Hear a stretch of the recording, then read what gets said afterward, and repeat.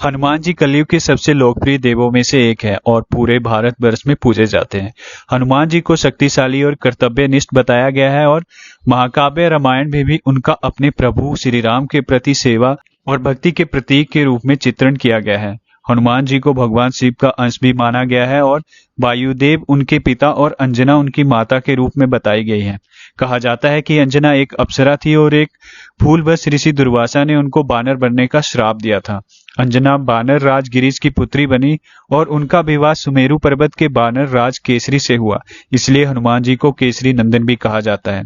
कहा जाता है कि राजा दशरथ ने अपने पुत्रों की प्राप्ति के लिए एक यज्ञ का आयोजन किया और उस यज्ञ में से एक फल निकला और अगर कोई उस फल का सेवन करता तो उसे पुत्रों की प्राप्ति होती।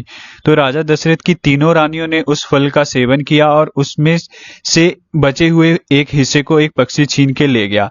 उस वक्त अंजना एक पर्वत पर टहलने निकली थी और पुत्र प्राप्ति की लालसा कर रही थी। तब वह पक्षी उस पर्वत पर फल को फेंक के चला गया और तब वायुदेव ने उस फल को उठा के अंजना को दे दिया।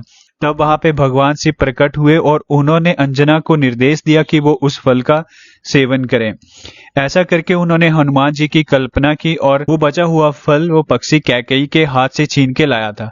अंजना ने भी उसी फल का उपभोग किया और उससे हनुमान जी का जन्म हुआ। एक बार हनुमान जी को बहुत भूख लगी, उनको अपने आसपास कुछ नहीं दिखा तो हनुमान जी की नजर सूरज पे पड़ी। हनुमान जी बाल अवस्था में थे, उनको लगा कि यह कोई फल है और वो उसको निगलने के लिए सूरज की तरफ जाने लगे। जैसे जैसे वो नजदीक जा रहे थे वैसे वैसे अपना आकार भी बढ़ा रहे थे। उस वक्त राहु का ध्यान पड़ा कि कोई शक्ति सूरज के नजदीक आ रही है। उन्होंने तुरंत इंद्रदेव से सहायता मांगी। तब इंद्रदेव ने हनुमान जी को रुकने के लिए कहा, लेकिन हनुमान जी कहाँ मानने वाले थे। तब इंद्र ने वज्र से हनुमान जी पर प्रहार किया। हनुमान जी मूर्छित होकर नीचे गिर गए। तब ये बात हनुमान जी के पिता पवनदेव को पता चली। पवनदेव क्रोधित हो उठे। उन्होंने सृष्टि के वायु चक्र की गति को बंद कर दिया। अचानक से हवा रुक गई और जीवों का दम घुटने लगा। देवताओं को चिंता हुई कि इस प्रकार वायु के थम जाने से तीनों लोकों की गति रुक जाएगी। संकट के समाधान के लिए सारे देवता जाकर पवनदेव से इंद्र की किए की क्षमा मांगने लगे। उनको शांत करने के लिए सभी देवता अपनी शक्तियां और वरदान हनुमान जी को देने लगे।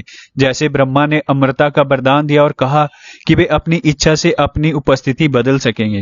सूर्यदेव ने कहा कि वे अपनी ऊर्जा चमक का एक हिस्सा देंगे और उन्हें जब चाहे वेद का ज्ञान भी सिखाएंगे। वरुण ने कहा कि वे लंबी उम्र के बावजूद वे पानी के प्रभाव से अप्रभावित रहेंगे। यम देवता ने कहा कि उन्हें कभी यम यातना से डरना नहीं पड़ेगा। विश्वकर्मा ने उन्हें वरदान दिया कि उनके द्वारा बनाए गए किसी भी शस्त्र से उन्हें कोई आहत नहीं कर पाएगा।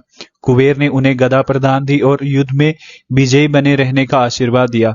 इस प्रकार देवताओं के द्वारा दी गई शक्तियों से हनुमान जी काफी शक्तिशाली हो गए।